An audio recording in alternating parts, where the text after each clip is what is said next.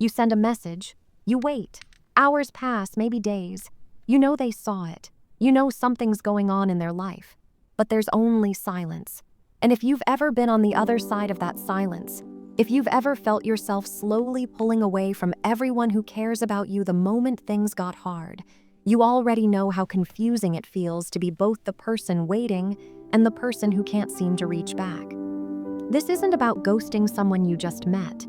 This is about what happens when people who genuinely care about others seem to vanish precisely when they're struggling most. And if that's you, if you've done this or you're doing it right now, there's a psychological reason why it happens. And it's not what most people think. When stress becomes overwhelming, some people don't reach out. They retreat. They go quiet. They stop responding. And from the outside, it can look like they don't care, like they're pushing people away on purpose, like they're being distant or cold. But that's not what's actually happening inside. What's happening is that their nervous system is trying to protect them the only way it knows how, by shutting down. Think of it like a circuit breaker. When there's too much electricity flowing through the system, the breaker flips to prevent damage. The same thing happens emotionally.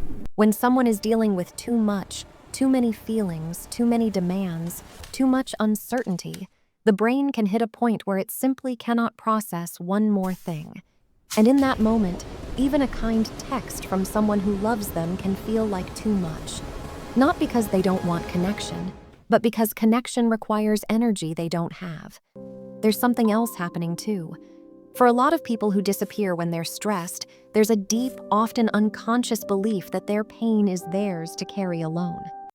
Maybe they learned early on that expressing needs led to disappointment.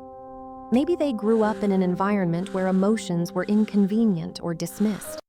Maybe they've been let down before when they were vulnerable, and some part of them decided it was safer to stop asking.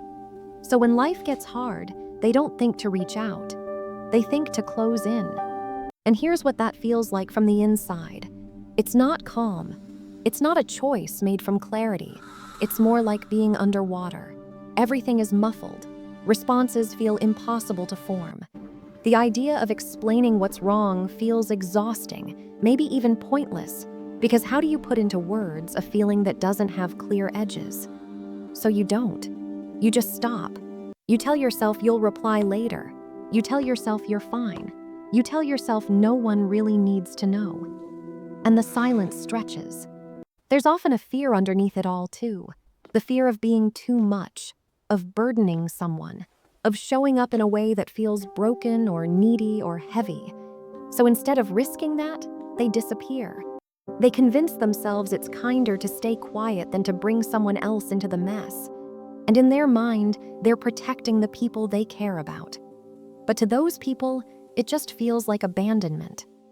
What makes this so hard to understand is that it looks like avoidance. And sometimes it is. But it's not avoidance in the way we usually think of it. It's not about escaping responsibility or refusing to deal with things. It's about survival. It's the brain trying to create enough space to just get through the day. And sometimes that means other people get shut out. Not because they don't matter, but because letting them in feels like it would break something open that can't be put back together right now. This is not manipulation. It's not a test to see who will chase them. It's not a power move or a way to punish anyone.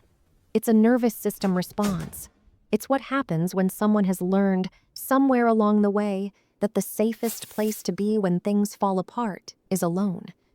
Even if that's not actually true. Even if there are people who would show up. The wiring is already set, and it takes a lot to override it.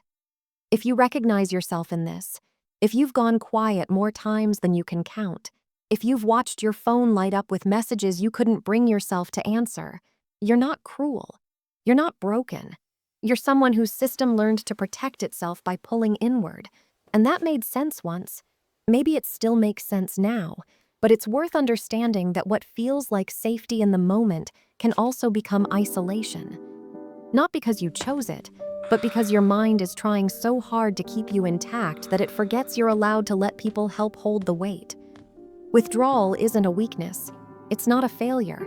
It's just what happens when the load becomes too heavy, and the only option that feels manageable is to carry it out of sight.